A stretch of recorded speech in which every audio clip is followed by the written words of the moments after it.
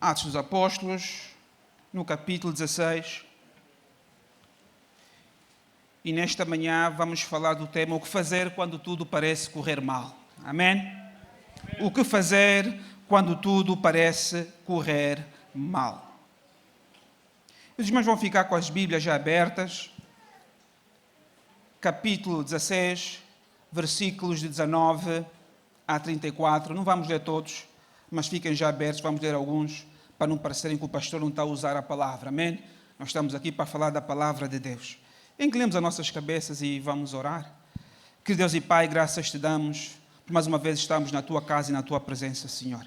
Que esta palavra que vamos ouvir, Senhor, que venha como um doce em nossas almas, Pai. Para aquele que está cansado, para aquele que está oprimido, que seja a libertação do seu ser, Senhor amado. Que esta palavra que transforma, que esta palavra que modifica, que essa palavra que lava, Senhor amado, venha fazer este trabalho nesta manhã.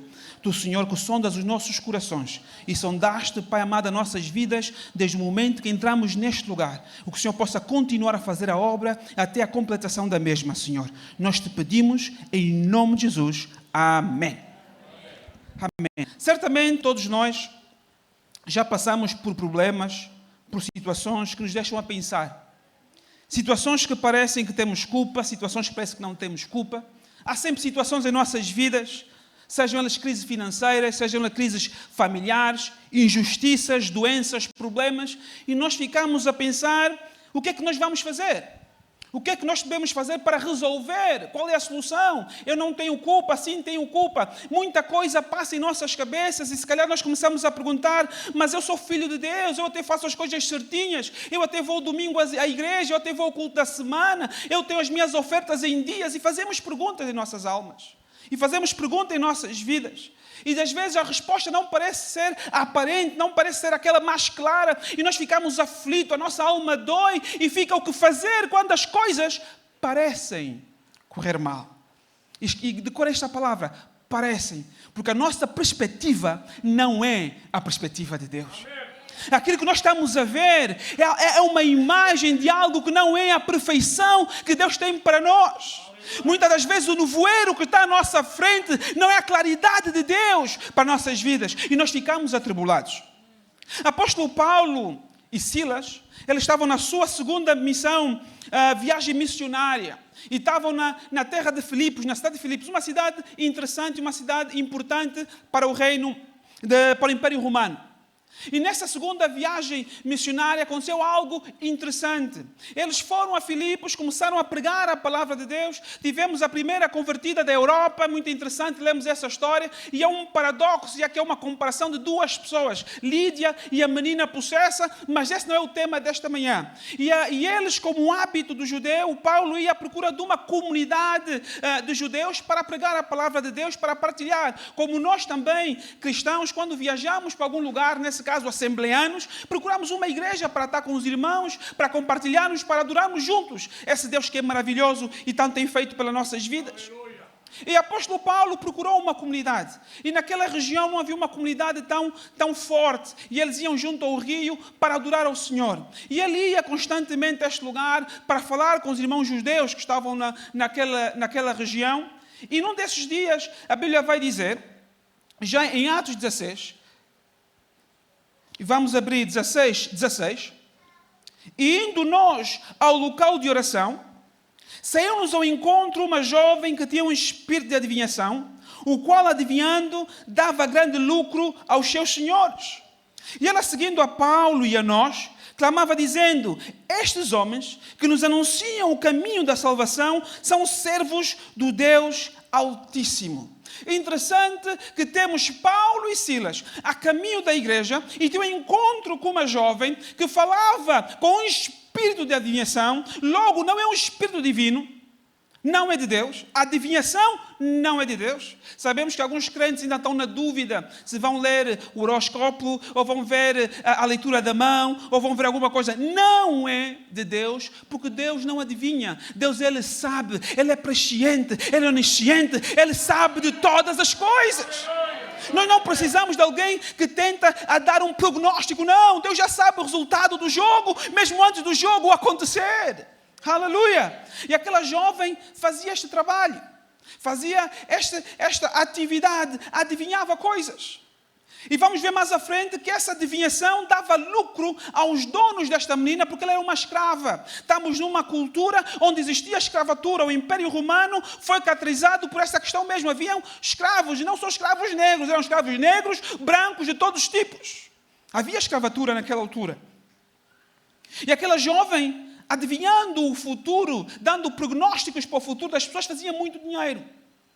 Só que Satanás também, ele às vezes disfarça-se, como a Bíblia diz, de anjo de luz. E daquela boca da menina que saía coisas maléficas, começou a sair meias verdades. E ela dizia, olha, estes homens que anunciam o caminho da salvação são servos do Deus Altíssimo. Mas qual é o problema desta informação na boca da jovem?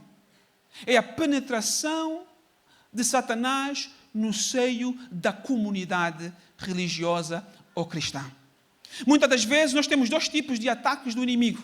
O ataque externo e o ataque interno. O ataque externo é quando as pessoas falam sobre a igreja. Estão fora da igreja, estão fora da casa do Senhor e vão mandando pedradas, vão falando coisas contra a comunidade evangélica, mas o ataque interno faz mais dano. Quando eles se infiltram dentro da comunidade, quando parecem irmãos, quando parecem família cristã e começam a minar informação contrária à palavra de Deus. E esse dano é perigoso. É por isso que a Bíblia nos promove, nos aconselha a ter cuidado com a nossa língua. Temos que ter cuidado. Tiago vai falar sobre isso. Um órgão tão pequenino, mas tão poderoso. Pode construir como pode destruir. E muitas famílias estão a ser destruídas por causa da nossa língua. O pai não consegue controlar a língua quando fala com a mãe. A mãe não consegue controlar a língua quando fala com o pai. E os filhos idem. Temos que controlar a nossa língua, porque a nossa boca é um instrumento de Deus para a salvação, para amor, para a libertação, para a conciliação entre as pessoas. E aquela jovem, vários dias, dizia que eles eram servos de Deus. Mas qual é o problema que comoveu o apóstolo Paulo a não aceitar aquele elogio? E cristãos temos que ter cuidado com o elogio, porque nem toda a fonte de elogio é bom para nós. E se Paulo não tivesse condenado aquele elogio, não tivesse repreendido, a menina parecia que era também uma seguidora do caminho, uma seguidora de Cristo, e as pessoas continuariam a ir ter com ela, a pensar que aquilo que ela fazia era certo. Mas Paulo, movido pelo Espírito Santo de Deus, aquele que penetra o profundo das nossas almas e sabe realmente quem nós somos.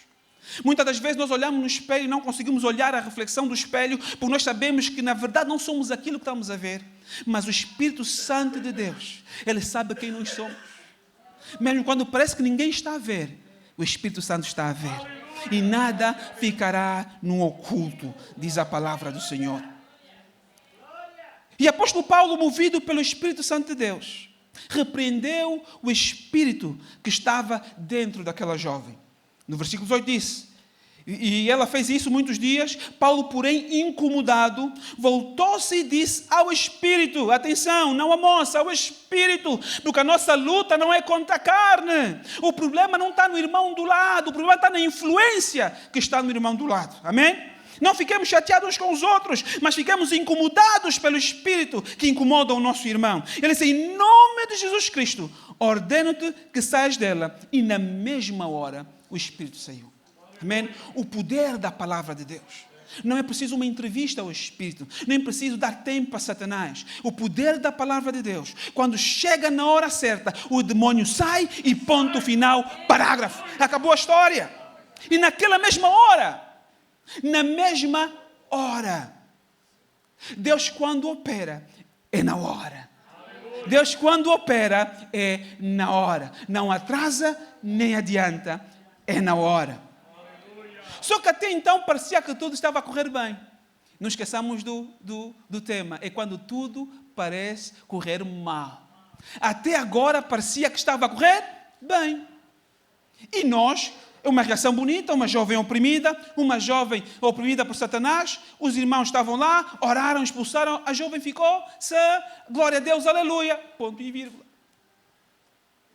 19, a história não acaba. Vendo os senhores da jovem que a esperança do seu lucro estava perdida, prenderam Paulo e Silas. A esperança do seu lucro. Eles usavam o espírito maligno para fazer dinheiro. Isso nos ensina que nem todo emprego, se calhar, é bom para nós cristãos.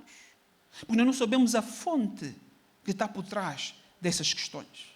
É por isso que nós, como cristãos, devemos ter sempre o nosso trabalho, as nossas atividades na mão do Senhor. Dizer: Senhor, será que o que eu estou a fazer é certo? Será que este emprego é para mim? Será que este emprego vai de acordo com os padrões morais que eu estou a seguir? Está de acordo com a tua palavra? Aparentemente pode não parecer mal, mas nós não sabemos o que acontece por trás. Se calhar aqui em Portugal nem tanto, mas nós sabemos que em culturas que têm baseado o amenismo, que é aquela cultura mais espírita, muitos negócios são consagrados a entidades espirituais e você não sabe. E se calhar a tua atividade está a contribuir para aquilo, mas nós que somos da luz temos que perguntar a Deus: Senhor, o que eu estou a fazer é certo, é correto, isto é para mim, isto é para a minha vida. Há algo de bom que vai sair disso, independentemente da profissão. Nós temos que pôr sempre nas mãos do Senhor. E a esperança do lucro acabou. Nós vemos que aqueles senhores tinham o coração no dinheiro. E nós já vimos que a Bíblia diz que o amor ao dinheiro é a raiz. O dinheiro não é problema. Se nós vemos que muita coisa não é problema. O problema é quando nós pusemos o dinheiro no lugar errado. Quando o dinheiro ocupa o centro das nossas vidas. Nós estamos a ver jovens a perderem-se no mundo das drogas, na prostituição, por causa do dinheiro. Porque o dinheiro ficou o foco da vida, o materialismo ficou o foco da vida. E quando isso fica o foco da nossa vida, é o início para uma queda grande. É o início para uma desgraça espiritual. Mas Deus, Ele tem solução para nossas vidas. Ele tem solução. A história não acaba aí. E Paulo e Silas foram presos. O que parecia acontecer bem, começou a parecer que estava a acontecer o mal. Eles são presos, vamos ver a história. Eles vão ser espancados, vão levar a baita de uma surra, mas é uma surra terrível, e vão ser lançados na prisão. E vão prender-lhes os pés e as mãos. Se fosse eu, se calhar, já tinha negado a Deus, se calhar. Já estaria a reclamar, já tinha a falar que esta vida não presta, as coisas estão mais caras. Se calhar nós começamos, quando as coisas na nossa vida, nós agora que aceitamos Jesus, nós agora até estamos a dar o dízimo, nós agora até vamos à igreja durante a semana, nós até estamos a participar do grupo de louvor, até já estou a participar do grupo de protocolo, e parece que as coisas começam a acontecer algo de errado. Parece que as coisas começam a travar. Mas eu, quando estava no mundo, as coisas aceleravam. Agora que vim para a igreja, parece que estão a travar. E nós começamos a reclamar: mas Deus, será que está certo? Será que eu estou no caminho certo? Mas não esqueçamos que a perspectiva de Deus é diferente da nossa.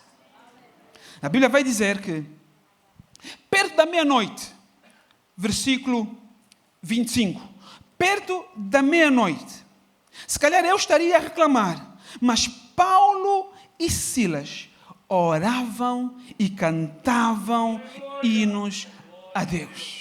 A primeira questão que nós temos que olhar, o primeiro segredo que nós podemos aprender, que quando tudo parece correr mal, nós que somos lavados e remidos no sangue de Jesus, nós que outra hora estávamos mortos, mas agora vivemos porque o Espírito Santo de Deus habita em nós, no momento da tribulação, nós devemos orar e louvar ao Deus que merece toda a honra, todo o louvor e toda a adoração.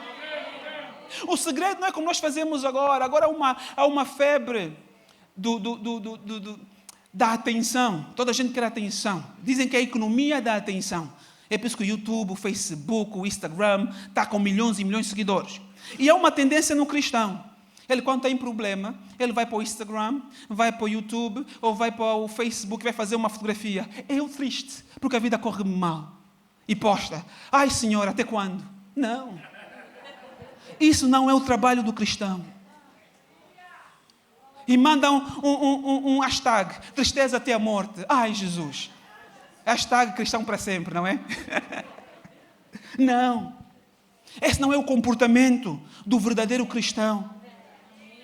O verdadeiro comportamento do cristão que é o primeiro ponto, é a oração e o louvor no momento da aflição. No momento em que nós olhamos para a esquerda, para a direita, naqueles que nós pensamos que teria a solução e eles nos abandonam. No momento em que olhamos para o trabalho, para o patrão que parecia ser a solução e ele nos abandona. No momento em que nós olhamos para o marido, ou para a esposa, ou para os filhos que pareciam ser a solução e eles nos abandonam. No momento em que olhamos para a igreja, para os pastores, para os irmãos, para a solução e eles nos abandonam. Nós devemos orar e louvar, porque aquele que começou a obra em nós, Jesus Cristo que morreu e ao terceiro dia ressuscitou, está mais perto que qualquer familiar, está mais perto que qualquer irmão. E ele nunca, nunca, nunca, nunca nos abandona. À meia-noite, no momento da aflição, no momento da dor, no momento da angústia, no momento da injustiça, Paulo e Silas não reclamaram. Eles cantaram e oraram. O salmista disse: quem está triste, ore. E quem está alegre, canta louvores. No momento da tristeza, nós oramos e a atmosfera espiritual muda. E da nossa boca saem louvores ao Senhor. Oh Senhor, obrigado. Obrigado, porque Tu estás sob o controle da nossa vida. Oh, glória a Deus, aleluia.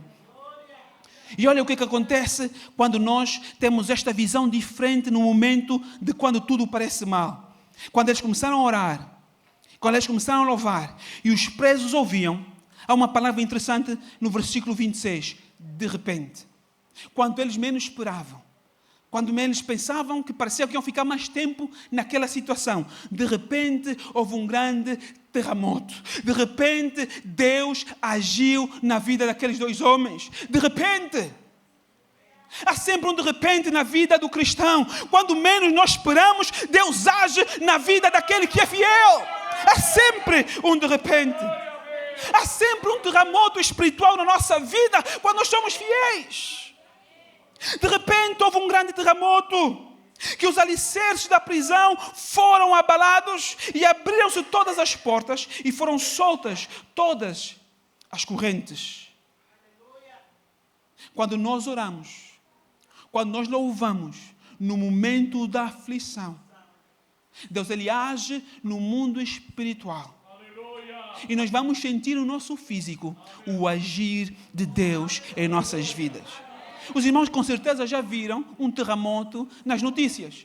E tivemos o ano passado, aqui houve ou foi este ano mesmo? Foi este ano. Tremeu um bocadinho. Sentimos o abalo, mas há países que tremem mais um pouco. E aquilo cai mesmo, estraga tudo. Mas é interessante que a Bíblia diz que houve um terremoto, abanou os alicerces da cadeia, mas nada caiu. O que abriu foram as algemas. Estranho. Terremoto, o chão abana e a algema abre.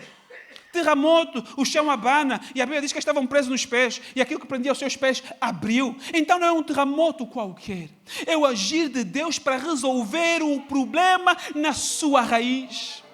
Deus, quando Ele vem abanar as nossas vidas, que parece que as coisas não estão a correr mal, Ele está a pôr as coisas no lugar, porque aquilo que Ele vai trazer depois tem que encontrar um alicerce bom. A nossa vida tem que estar alicerçada na palavra de Deus. E quando Ele abana, é porque Ele quer tirar algumas coisas que não prestam para aquilo de bom chegar a encontrar o lugar certo para permanecer para sempre. Deus não nos dá por um tempo. Deus quer dar com abundância, para longevidade. Então Ele tem que abanar para tirar aquilo que não é bom. Nós temos a história da videira, do podar, de tirar as coisas que às vezes nos carregam, nos põem embaixo. Deus poda, porque Ele quer que nós demos mais fruto. Aleluia!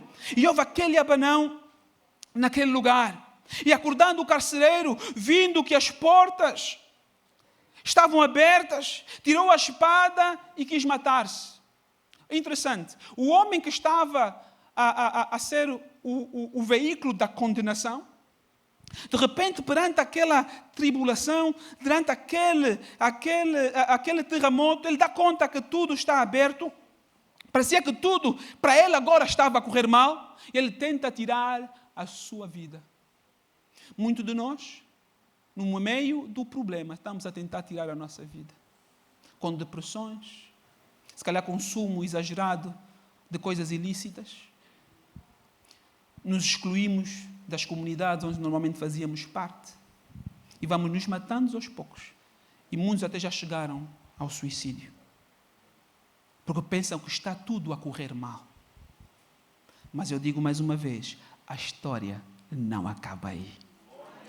Quando tudo parece correr mal, Paulo grita lá do meio da prisão. Olha, Paulo 28, Paulo porém gritou, não te faças nenhum mal, todos aqui estamos. Quando tu pensas que está quase a acabar, quando tu pensas que já não há solução, o Espírito Santo de Deus grita no teu ser, há solução para a tua vida. Há solução. Não é o fim, o problema não é o fim. O problema é o veículo para o fim que Deus preparou para a tua vida. Não te faças nenhum mal. Se calhar entraste nesta manhã a dizer, hoje será o último dia que eu venho aqui e a seguir vamos fazer algum mal. Não faças isso. Há solução. Deus está aqui. Ele diz, há solução para o teu problema. Há solução para a tua situação. Não desista. Não desista. Há solução. Não te faças nenhum mal. E o carcereiro rapidamente pediu luz, 29. Saltou para dentro, trêmulo, prostou-se diante de Paulo e Silas. Tirou-os para fora e disse, senhores, o que é necessário fazer para ser salvo? Primeiro ponto foi, ore, adore, mesmo no momento da dor, da aflição. Segundo ponto, confia no agir soberano de Deus. Aleluia. Confie no agir soberano de Deus. Quando nós adoramos, quando nós louvamos, Deus, Ele move a nosso favor. Ele move-se a nosso favor, porque Ele é um Pai querido. Ele é um pai que ama os seus filhos. Nós às vezes não conseguimos compreender o amor de Deus, porque nós como pai, eu sou pai de 3 filhos. E quando os meus filhos pedem alguma coisa, o nosso coração fica aflito, nós fazemos de tripas coração, passa a expressão, para darmos aquilo que eles precisam. Mas quando nós chegamos na presença de Deus, não conseguimos ver que Deus também faz de tripas coração, para nos dar aquilo, porque nós somos seus filhos amados. E nós não conseguimos fazer essa analogia com Deus e pensamos que Ele vai nos dar coisa errada e nós ficamos aflitos na nossa alma. Mas Ele é um Pai amoroso, que tem o melhor para nós. Devemos confiar no agir soberano de Deus para as nossas vidas. E por fim, devemos transformar a crise em oportunidade de mostrarmos aos outros quem é o nosso Deus. Os presos que ouviam aqueles homens, os presos que eles ouviram a cantar, se calhar perguntavam, onde é que está o seu Deus? Se calhar as pessoas à tua volta, que estão a olhar para a tua situação nesse momento, estão a dizer, mas não é aquela que vai à igreja, não é aquele que diz que é cristão, não é aquele que diz que não faço isso, não faço o outro, estou separado para Deus que eu sou santo. E as pessoas estão a olhar, a dizer, não é este que diz que tem um rótulo. Nós não temos rótulo, nós somos. Nós não temos rótulos. Quem tem rótulos até pode ser mentiroso, porque o rótulo pode não ser o que está dentro do conteúdo. Nós temos conteúdo que produz um rótulo. E o conteúdo que está aqui dentro é lavado, é remido no sangue de Cristo. Já não vivemos segundo a nossa mentalidade, porque nós aprendemos com Paulo que aquilo que nós pensamos não é digno, não é bom, mas nós renovamos a nossa mente, porque nós queremos experimentar qual é a boa, a perfeita, a agradável e vontade de Deus em nossas vidas. É uma transformação que começa cá dentro e as pessoas conseguem observar fora. Aqueles presos estavam a olhar para Paulo, estavam a olhar para Silas, viram a manifestação do agir de Deus, houve o terremoto, ninguém conseguiu sair daquele lugar porque ficaram estupefactos, ficaram fascinados com o agir de Deus. E no final, aquele carcereiro que estava ali para pôr a condenação daqueles homens, faz a grande pergunta que Deus faz a nós todos os dias: o que é preciso fazer para ser salvo? Salvo deste problema que eu estou.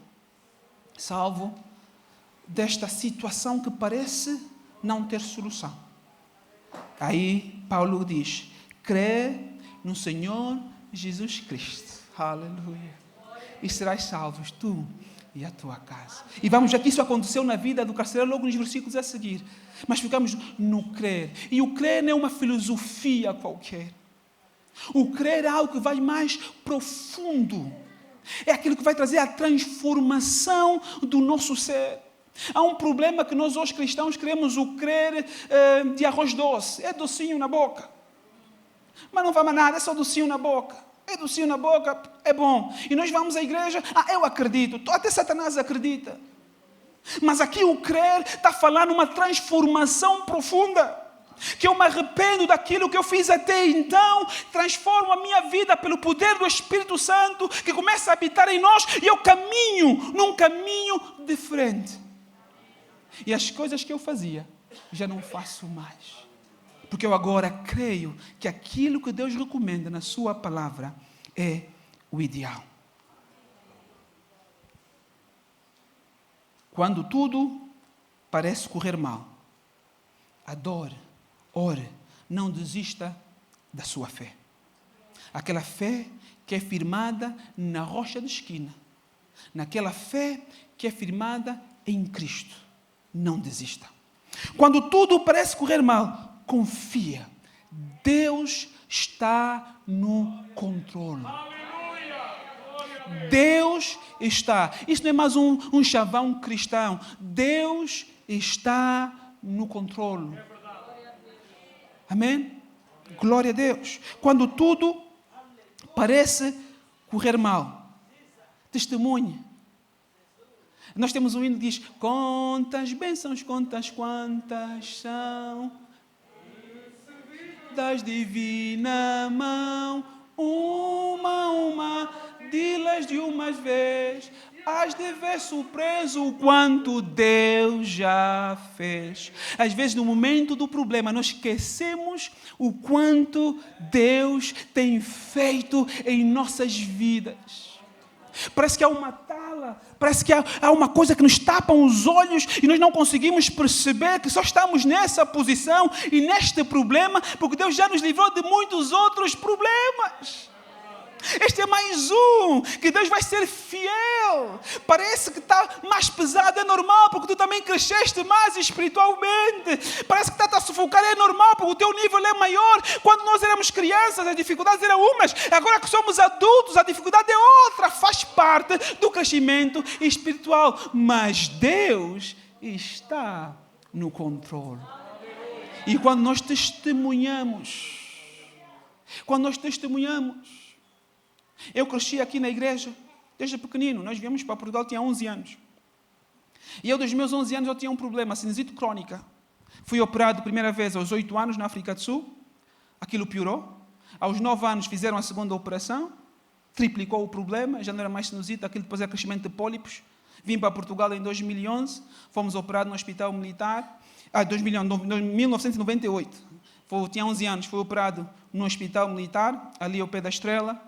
E toda a sexta-feira, desde os meus 11 anos até os 19 anos, toda a sexta-feira, eu ia ao hospital para arrancar os pólipos que cresciam todas as semanas.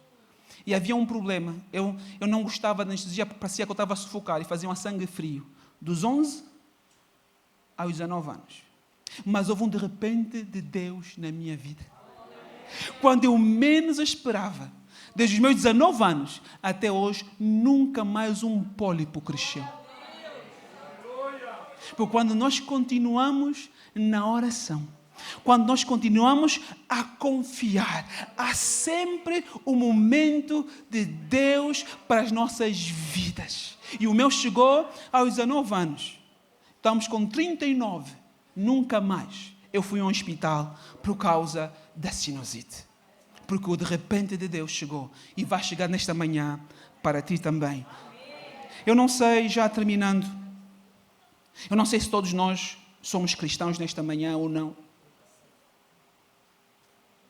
Mas se nós queremos experimentar o agir de Deus nas nossas vidas, assim como clamou aquele carcereiro, o que é preciso fazer para ser salvo? Para entrar nessa atmosfera onde Deus opera a bênção para os seus filhos. A resposta para ti também é esta, nesta manhã. Crê no Senhor Jesus Cristo. Independentemente daquilo que te trouxe até hoje, se neste momento tu acreditares no fundo do teu ser que Jesus pode resolver o teu problema, Ele vai habitar na tua vida.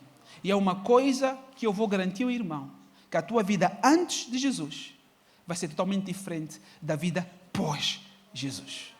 Vai ser uma vida diferente, porque Jesus, pelo seu Espírito Santo de Deus, estará todos os dias contigo, a te guiar, a te ajudar, e tu vais ver que afinal vale a pena servir a esse Deus.